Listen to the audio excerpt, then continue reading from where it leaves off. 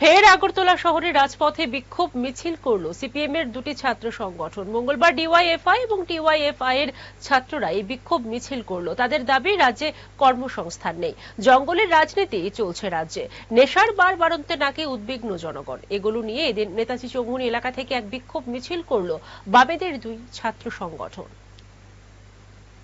গোলবাজার এলাকার যারা ব্যবসায়ী বন্ধুরা আছেন, মাইকের মধ্য দিয়ে আমাদের কথাগুলি যারা শুনছেন, আমি আপনাদের আমাদের সংগঠনের তরফ থেকে অভিনন্দন জানাচ্ছি, শুভেচ্ছা জানাচ্ছি। আমি আলোচনার শুরুতে আপনাদের যেটা বলতে চাই যে নির্দিষ্ট দাবিগুলি নিয়ে আজকে আমরা মিছিল করছি। এই দাবিগুলি কোনো নতুন দাবি নয়। বিগত কয়েক মাস ব্যাপী গোটা রাজ্য জুড়ে আমাদের সংগঠন ভারতের গণতান্ত্রিক যুব ফেডারেশন কাজের দাবিতে, নেশার বিরুদ্ধে, আইন শৃঙ্খলা রক্ষা সহ দুর্নীতির বিরুদ্ধে গোটা রাজ্যব্যাপী যুবকদের সংগঠিত করে, যুবতীদের সংগঠিত করে লড়াই আন্দোলন আমরা সংগঠিত করছি।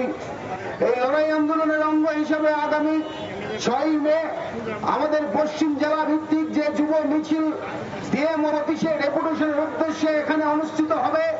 এই মিছিলকে সামনে রেখে প্রচারের জন্য, মানুষের কাছে আরো বেশি করে বার্তা নিয়ে যাওয়ার জন্য আজকে এই